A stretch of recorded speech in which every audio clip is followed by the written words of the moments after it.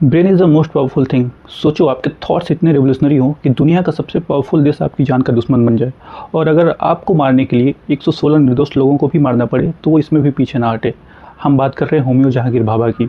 बात है अक्टूबर 1965 की, जब ऑल इंडिया रेडियो से उनका एक स्टेटमेंट आता है कि इंडिया इनफ कैपेबल है कि वो अगले 18 महीने में एक एटॉमिक पावर बन सकता है।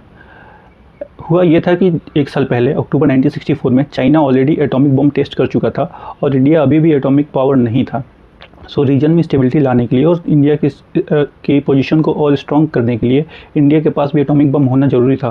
और इस पूरे एक साल में उन्होंने एक ब्लूप्रिंट तैयार किया और ये बोला कि अगर गवर्नमेंट हमें फुल सपोर्ट करती है तो हम अगले 18 महीने में इंडिया को भी एक एटॉमिक पावर बना सकते हैं।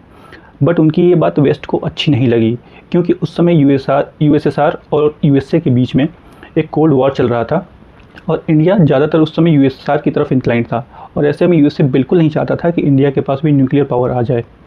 उसके कुछ महीने बाद जनवरी 1996 में एयर इंडिया फ़्लाइट 101 कंचनजंगा से जब होमियो जहांगीर भाभा मुंबई से जेनेवा के लिए ट्रैवल कर रहे थे तो फ्रांस के माउंट ब्लैंक में उनका प्लेन क्रैश हुआ और उस क्रैश में सभी 117 यात्री मारे गए। हालांकि उस समय इसे एक प्लेन क्रैश माना गया, लेकिन बाद में CIA एजेंट रॉबर्ट क्राउली के एक इंटरव्यू से ये क्लियर हुआ कि इसमें CIA का हाथ था। हालांकि CIA होमियो जहांगीर भाभा को मारने में सफल तो हो गई, लेकिन उनके आइडियाज़ को वो कभी नहीं मार पाई। Tata institute of fundamental research, atomic energy commission, Bhabha atomic research centre जैसी उनकी ब्रेन चाइल्ड के दम पे ही आज इंडिया दुनिया में एक पावरफुल नेशन के तौर पे जाना जाता है।